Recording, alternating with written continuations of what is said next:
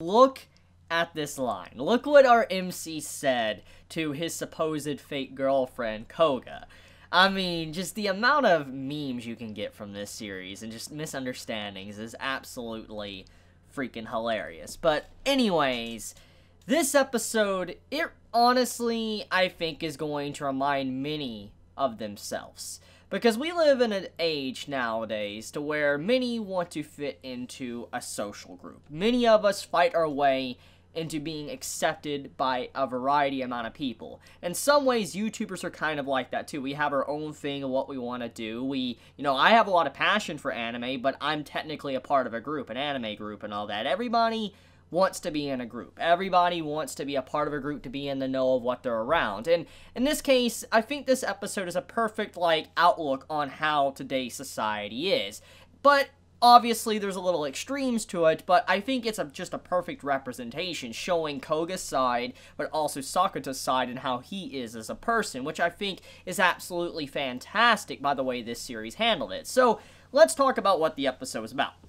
Number one, peer pressure, fitting in, and also not giving a crap about what others think about you, and then also giving a crap about what others think about you. That's the main messages / themes of this episode. And Koga is a person that is a follower. She even pretty much says she was the penguin that was in the back following the other two penguins, basically implying that she's a follower, not a leader, and she just wants to be a part of a group, and just regardless if she doesn't fully like it, she just wants to feel a part of something. While you have someone like Sakuta that doesn't give a crap. He doesn't give a crap about being a part of a group. He doesn't care if he's a social outcast. He doesn't care if he's not up to date with the times and all of that. For instance, not even having a phone. The man doesn't have a flip phone. He doesn't have a smartphone, which honestly, he's a lot worse than me, because even though I don't have a smartphone, I at the very least have a, flip phone.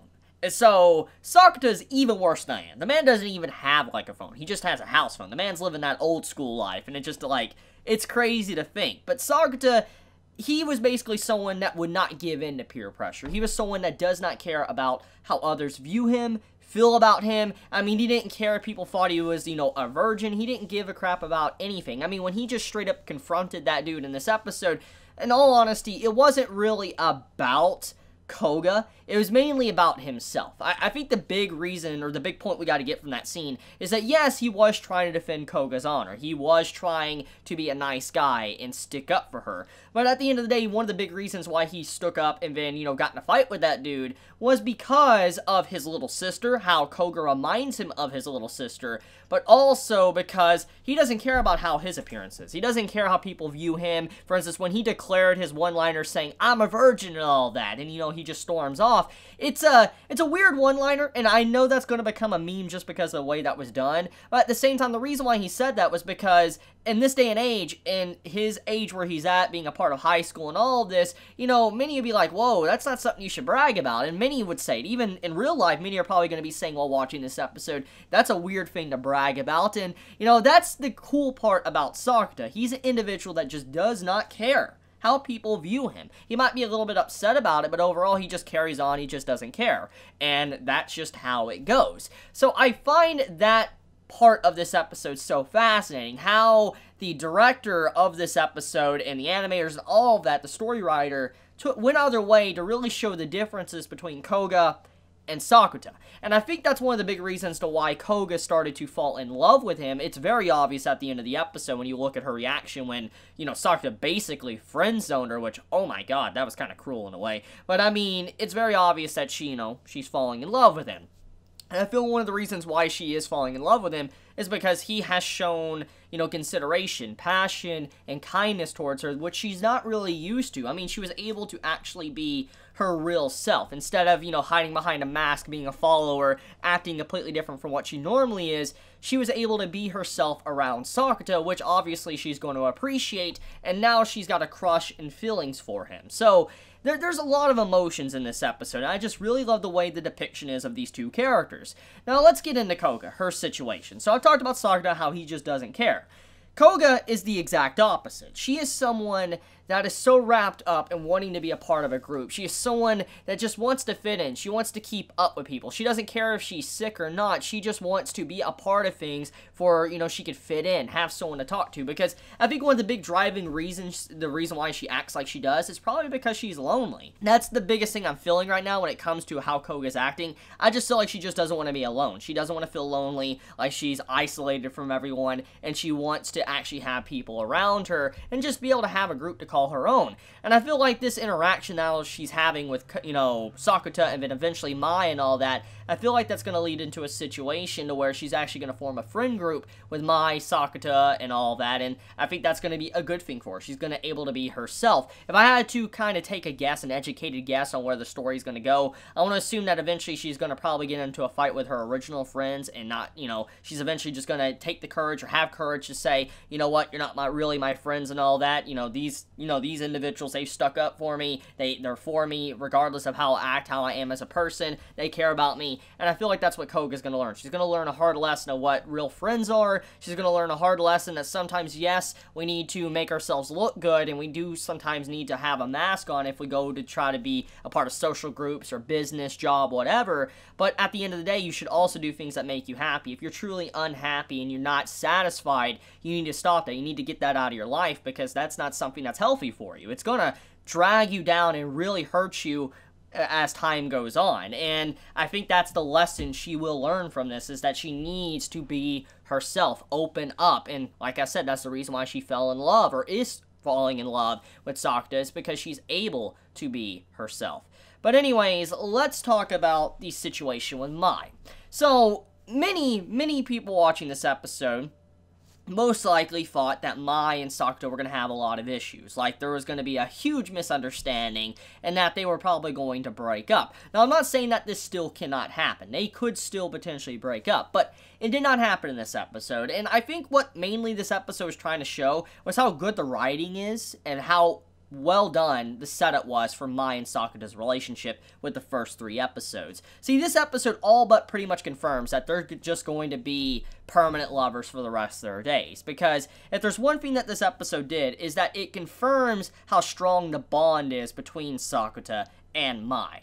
Because, see, Mai, she knew that, there's something going on with Sakuta. She even questioned him at the end of the last episode, and when we had the full conversation at the beginning of this episode, she even brought, an outfit for the younger sister to be able to, change into and be able to wear, and maybe build up the courage to go outside once again. It just shows that Mai and Sakuta's relationship is very strong, and it's not flimsy. It's not something that will easily fall apart to a very simple misunderstanding. And in a lot of ways, the misunderstanding isn't technically simple. I mean, if you saw, a girl or a guy, like if you're a girl or guy you're with another person, obviously you would get upset. It's common sense. That's just how we are as humans, and I think it's logical and realistic to be upset. But it also shows how much trust is in their relationship, even with something like that, which we know as the audience is a misunderstanding, how much trust is between Mai and Sakuta, and that they're not really going to do something like that. So this episode confirms their bond and how strong they are with each other and without each other, and how they actually do want to be together. Because, I mean, Mai was working with Sakuta, she was talking to him, keeping him updated.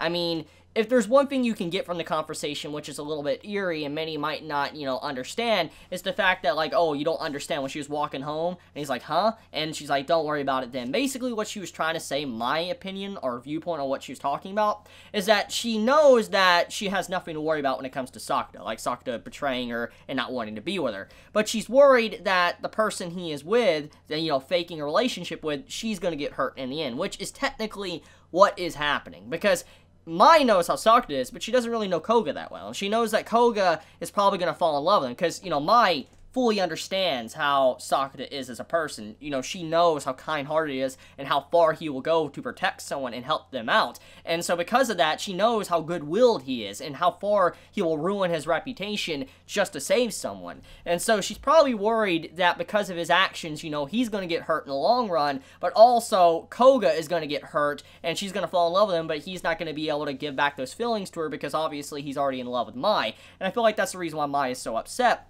But why she was kind of concerned was because she realizes that he is playing a dangerous game. Which, by the way, the friend zone. Like, I still can't believe Sakata friend zoned Koga like that. Which, I mean, to be fair, he has always stated since the very beginning he was in love with Mai. So, it's not necessarily his fault. I cannot blame Sakata for that, because, I mean, he has said he has his heart set on someone else, so you can't really be mad with the man for just being upfront and honest. I mean, I think many of us would be very angry with him if he was trying to be a two-faced liar and try to get with Koga and then Maya at that. So, I appreciate Sakata as a character. He, at the very least, he has good morals, and he is not trying to play games with Koga. He's just being straight up and blunt with her, letting her know how he really is. And like I said, a lot of respect. Koga, she might start some form of supernatural problem very soon, because at the end of the episode, you see her watch a video of Mai, and you see her face get very sad. And if we take any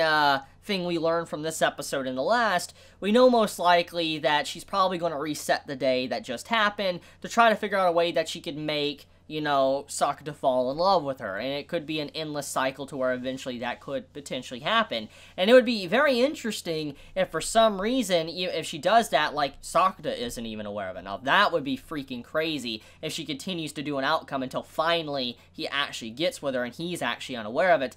That would be some pretty savage stuff. But yeah, I feel like we're about to start getting into time resetting once again, like the Endless Eight, because of just that ending sequence of the episode.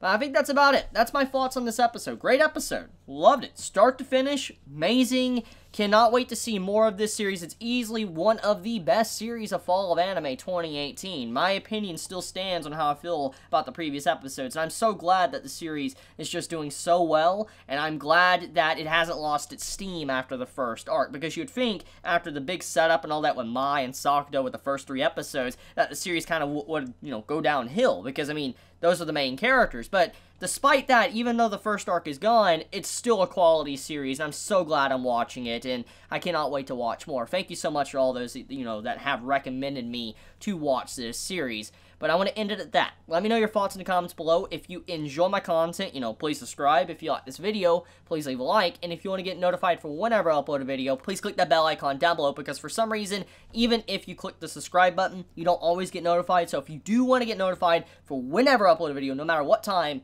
hit that bell icon. This goes for all YouTubers out there as well, not just for me. But I love you guys. Be safe. Chibi out.